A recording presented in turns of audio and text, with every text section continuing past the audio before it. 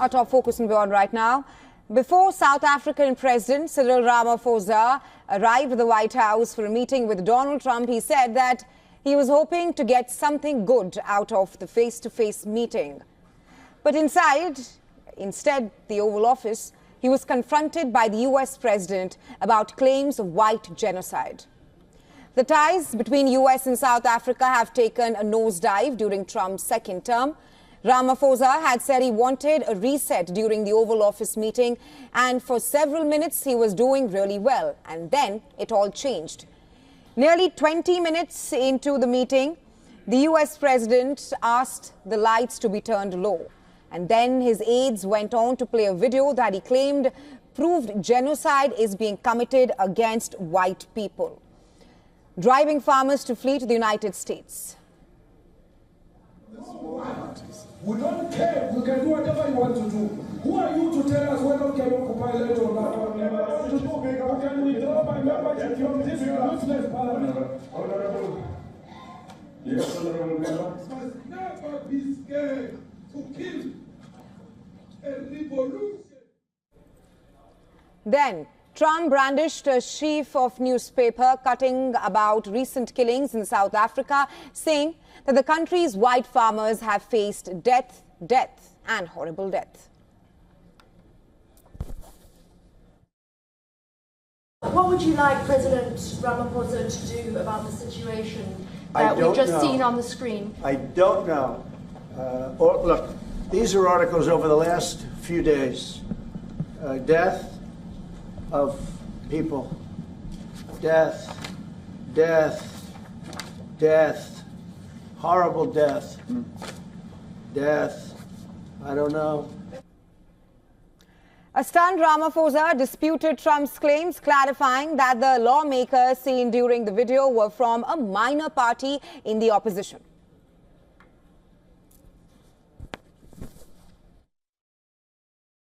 All efforts, including those from outside the continent and inside the continent. Let me clarify that, because what you saw, the speeches that were being made, one, that is not government policy. We have a multi-party democracy in South Africa that allows people to express themselves, political parties to adhere to various policies, and in many cases, or in some cases, those policies do not go along with government policy. Our government policy is completely against what he was saying, even in the parliament. And they're a small minority party, which is allowed to exist in terms of our constitution. He also insisted that most victims of South Africa's notoriously high crime rate are black. He also denied that his country confiscates land from white farmers under a land expropriation law signed in January that aims to redress the historical inequalities of apartheid rule. Well, I could do that. Look, here's burial sites all over the place. There is criminality in our country. People who do get killed, unfortunately, through criminal activity, are not only white people. Majority of them are black people.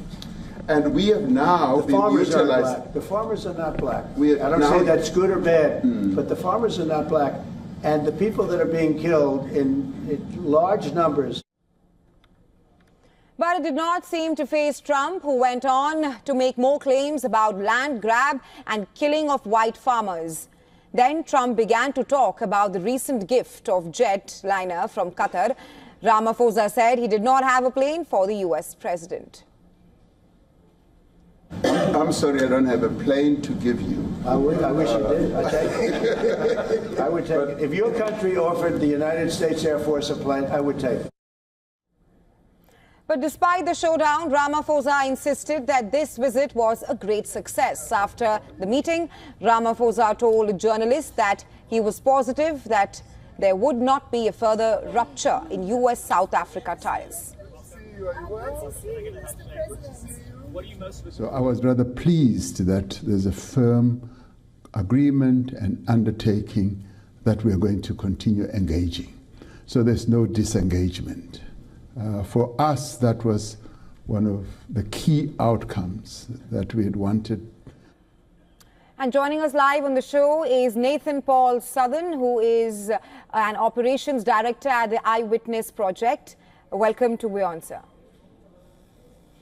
Thank you. Now, this is not the first time that such an incident has happened in the Oval Office. We earlier saw a similar showdown happening with Zelensky, the Ukrainian president. But this time around, the South African president seems to have been extremely well prepared. He read the room well as well. I want to see your assessment of how the South African president managed this situation. Yeah, Ramaphosa handled it extremely well, and the result was a disgustingly embarrassing display for Trump. Ramaphosa is not stupid. He knows that the relationship with South Africa is not a top priority for the United States. He knows that, ironically, the United States have been publicly criticizing their stance on accusing Israel of genocide, which they are doing. So he knows that being brought into the Oval Office today was almost certainly going to be some kind of theatrical display like this to embarrass him. And the fact that they took in so-called white refugees from South Africa just a few weeks ago, it shows that this was always going to be the plan, to try to leverage this situation for Trump's political benefit within a kind of US culture wars dynamic. But it didn't work. Ramaphosa was very composed. He handled himself very, very well.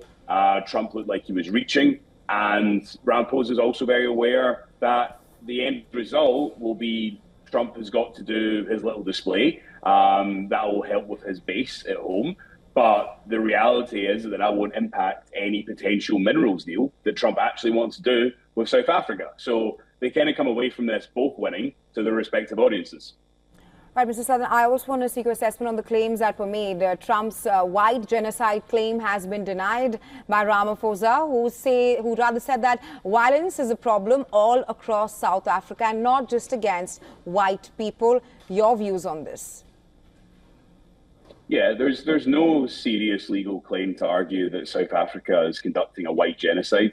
There are problematic relations between races in South Africa right now. There's an attempt to try to redistribute some of the land and some of the wealth that was acquired during colonial and apartheid reign. That's not been easy, and there is violence and there are political problems that come from that. But the reality is it's a much more complex situation than I think Donald Trump has any intention of even attempting to understand. But the vast majority of the victims of violence, the victims of murder in South Africa, remain to be black South Africans. The vast majority of wealth, around 70% of it in South Africa, is owned by around about a 9% population of white people in the country. So claims that there's a great reversal and organized genocide taking place just don't stand up to any form of scrutiny whatsoever. Right, my last question to you, Mr. Southern. Talk to us about how Trump has rather turned Oval Office into an ambush office. Yeah, I mean, this plays exactly into Trump's MO. He is someone who understands theater and show business. Every world leader wants to be in that room. Your guaranteed views, your legitimacy goes up, and there is a chance that you can make deals after it that could be massively beneficial for your government. And I think after the kind of shocking display to Zelensky and then what happened today, world leaders are very aware that Trump might try to play some game that really appeals to his base in America that are for some reason convinced that this is putting America first and is actually going to be beneficial to the US. If they can just sit through it, remain dignified, composed, not embarrass Trump publicly too much, then what happens is it's only Trump's base that really remembers this in a positive way. And the world leaders are aware that if they just sit through it, take the little game, and then afterwards, they may actually be able to get what they came for in a diplomatic sense. Right, Mr. Southern, thanks very much for taking our time and joining us here on WION.